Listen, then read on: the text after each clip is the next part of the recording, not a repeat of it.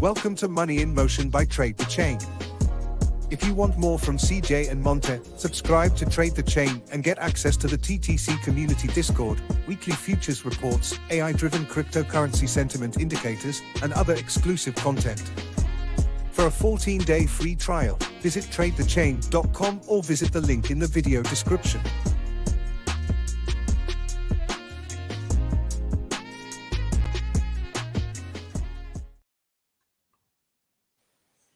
Hello, everyone, and welcome back to another edition of Money in Motion. Today is Tuesday, October 10th, 2023. Interesting. PTJ was on CNBC this morning, one of the only analysts, so I guess I shouldn't even call him an analyst, but like hedge fund managers who I actually like listening to. But he's coming off bullish gold and Bitcoin today and kind of talking about how U.S. is in some untenable fiscal policy situations, which could hurt stocks in Q4.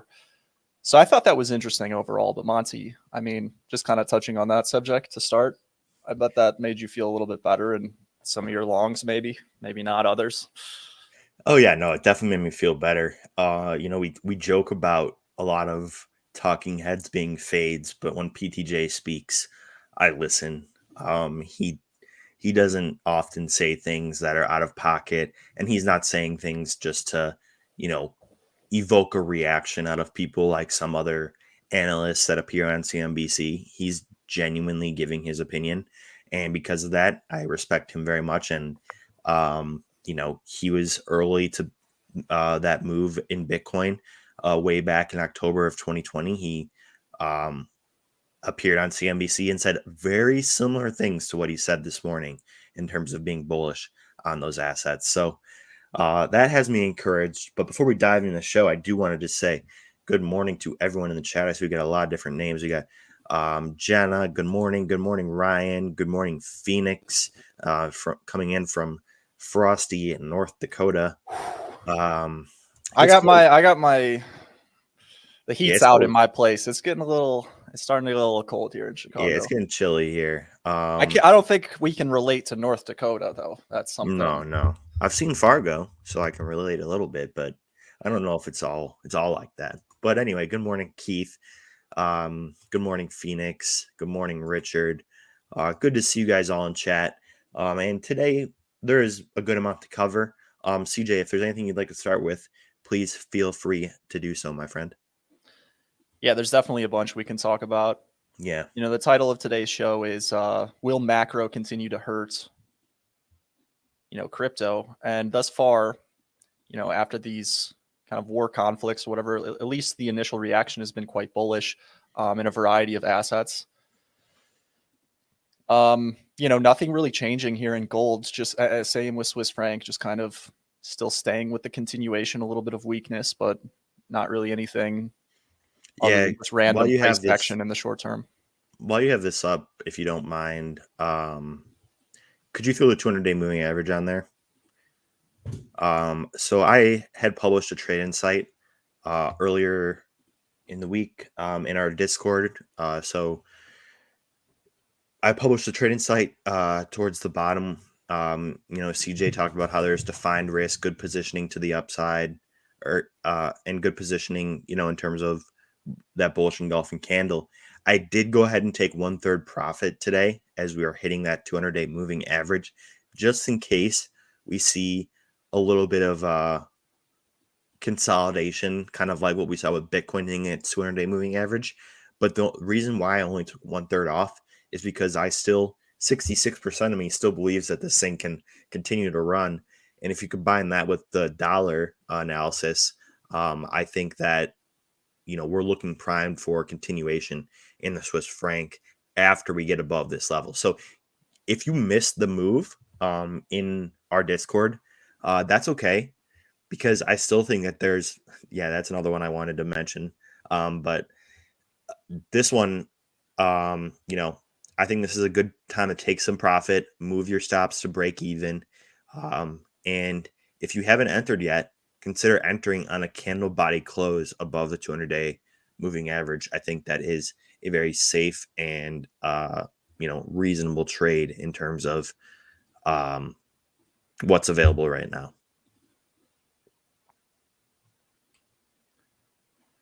Yeah. I'm still in this one, 100%. We'll see. Perhaps Monte is end up right. I just think like over time, gotta let them run in certain instances, but a third is not gonna kill you. All right. I gotta say, Coinbase looks pretty good today, just in terms of like the breakout and the relative strength that we've been seeing. I'd like to run the highs. Perhaps we see 86 if this risk on price action can resume in equities, but I have the same sentiment as I had yesterday. There's every reason.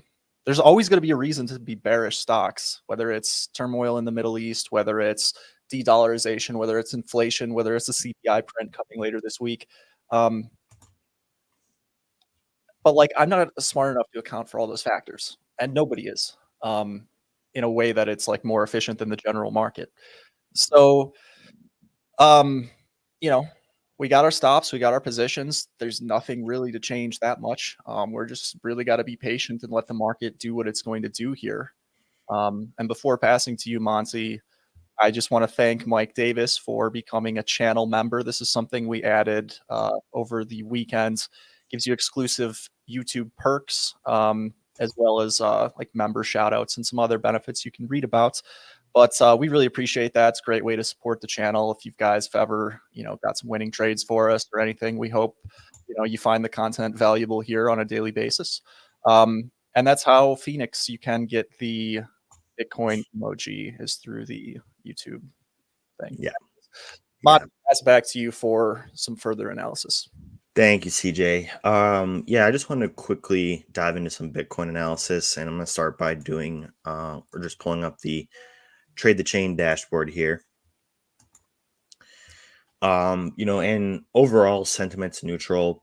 I think that makes sense given current price. Ethereum sentiment has actually spiked back up to neutral. It was looking pretty bad yesterday, and I want to use that to transition into analysis of price, because we talked about how ETH BTC had been getting beat up and was in basically what was negative price discovery. But what's always important when you're talking about ETH BTC is to also look at the ETH USD pair, right? And looking at this pair here, clearly there's some supply absorption going on below 1580. And we've talked about this before, but look at these wicks. These wicks are indicative of strong supply absorption each time we come down and test these levels. So will we see the same thing here? I think that we do see some mean reversion out of ETH, just based on the fact that volume today is already essentially equal to the volume yesterday, and we still have 10 hours left in today's daily candle. Also, if we switch to the ETH BTC chart, you'll see that we got this nice looking reversal formation beginning to form. Obviously, we broke down out of this structure. That being said, it's happened before where we've broken out of the structure and then only to snap back in with tremendous velocity. So I think ETH actually could be a good long here, CJ. At least back up to that 200-day moving average, bringing it back to parity with Bitcoin, which is already at its 200-day moving average, as you can see here. And that would really bring ETH BTC back into that channel that we had been talking so much about. So ETH, I think, is an interesting long here. You have defined risk in the sense that, sorry, let me pull up the charts again. I'm way prematurely. You have defined risk in anything basically below, I would say 1565, you cut it. That's basically the bottom of that wick right there. Cut it if we close below there, but the upside target would be the 200-day moving average at around 1800. I think that's a very plausible scenario to play out. People are very bearish ETH right now.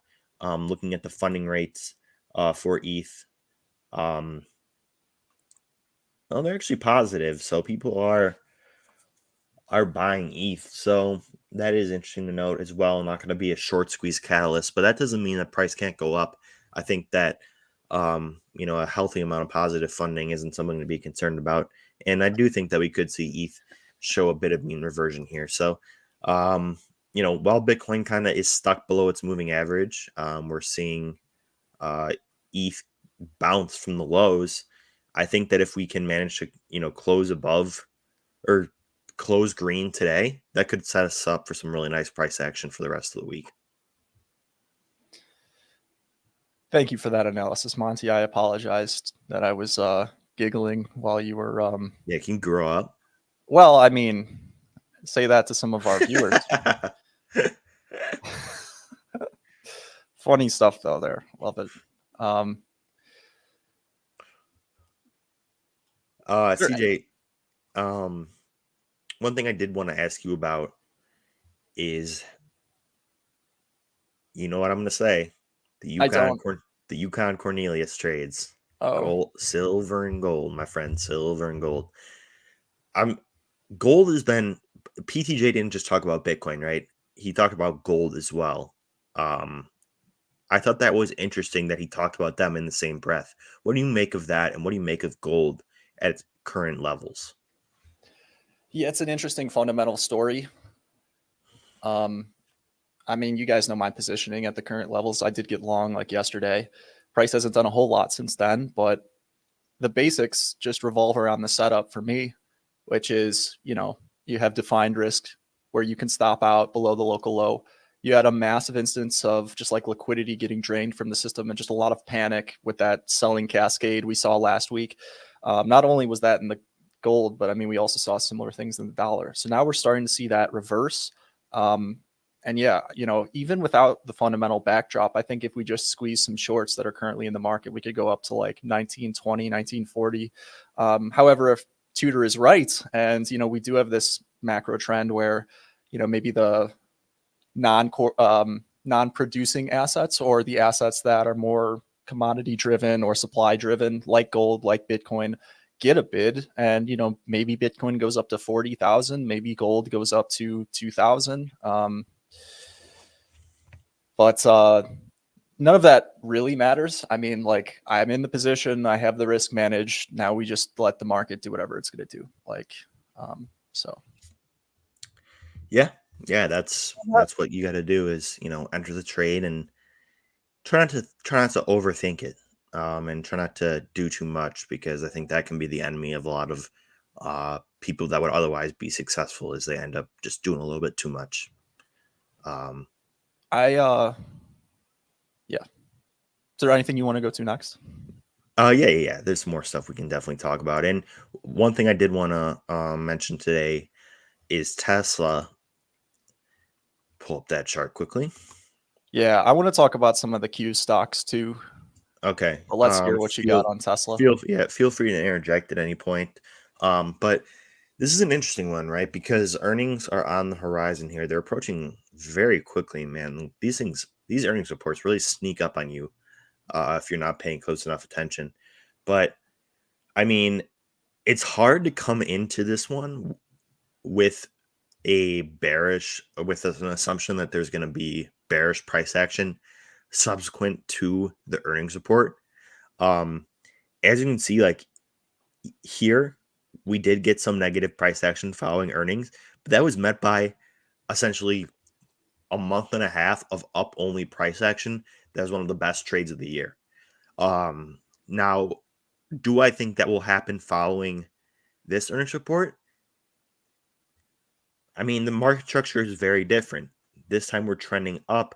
I would compare it more so to this earnings report all the way back here in February, where they beat on the top, missed on the bottom, but nonetheless, the price spiked up and moved back up to the moving average. Now, what I will say, and this is something that I say all the time, is that I don't want to bet on the outcome of earnings. I'm not here to gamble. I'm not here to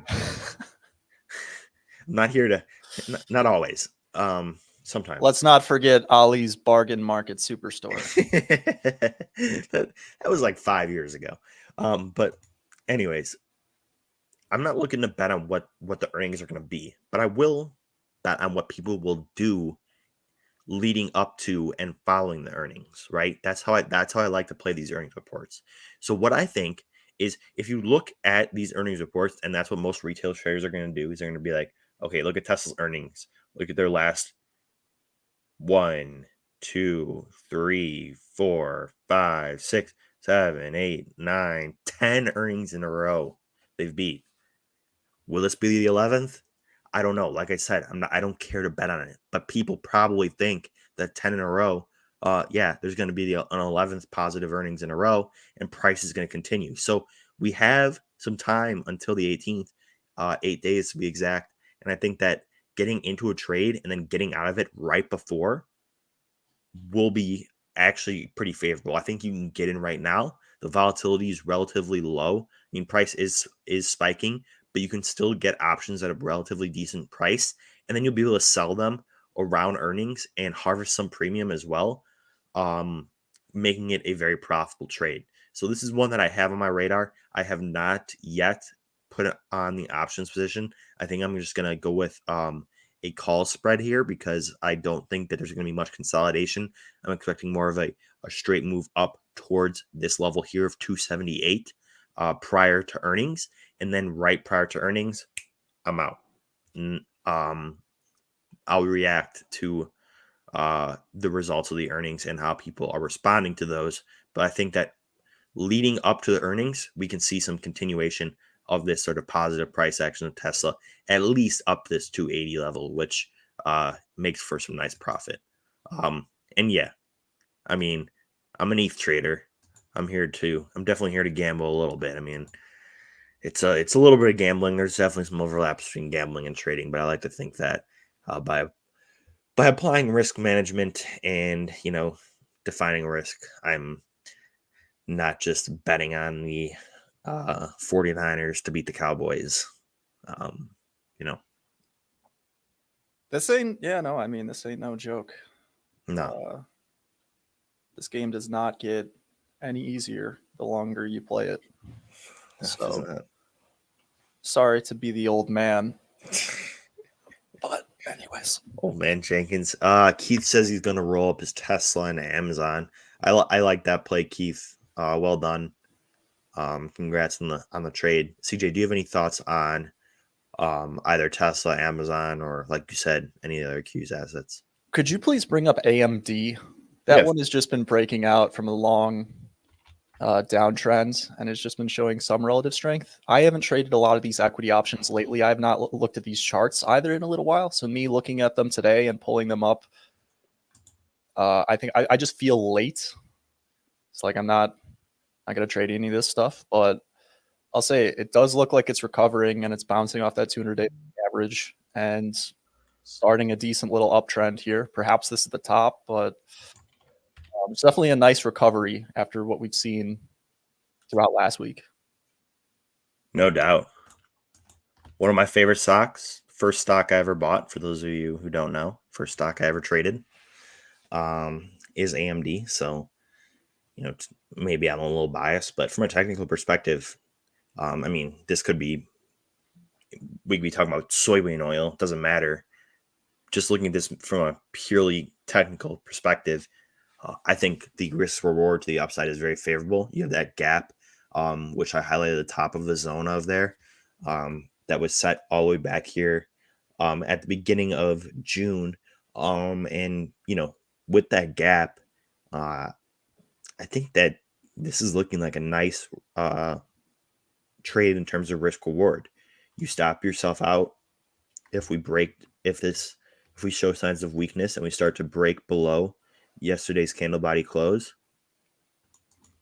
But I think that in terms of like a risk reward perspective is very good. And I think that we could definitely see continuation from AMD, and all it would take is just, continued positive price action in the Qs, and I think continued negative price action in the dollar, which looks like we're set to get. So those are my thoughts on AMD. Sorry, I kind of transitioned to the dollar, but I'll pull back up the AMD chart for you if there's anything else you'd like to add. No, I don't have anything to add. I was just noticing its relative strength. I like just suggesting stuff and then having you do the analysis when it comes to equity stocks. Oh, thanks. Yeah, I'll take your paycheck too then. No, I'm kidding. Question here from Phoenix. AMD is stock I'll trade. Video cards I'll never put in my desktop. Am I right, Monte? You are right. I am an NVIDIA guy through and through. That being said, I don't know, man. The price of like these Ryzens, the AMD Ryzens are very, very competitive when you compare it to an Intel chip. So if I were to make the switch, I'd probably switch the processor before I'd switch the graphics card, just because I think that they've been in the game of processors longer than they have GPUs. Their GPUs, I think, will get better over time. And I mean, right now their benchmarks, they can't compete with NVIDIA, and most Windows 11, most games that run on Windows 11, operate or are optimized to operate on NVIDIA graphics cards. So I think that's another reason why when it comes to like building PCs, they'll always have the edge. But if you're looking for like a cheaper gaming build that can still play games at 144 frames per second, AMD can provide that for you. So although I personally am an NVIDIA guy when I build my PC, AMD is starting to really, become more of a valid option to me. See what happens when you get them going? These just won't stop. You could have stopped me at any point there.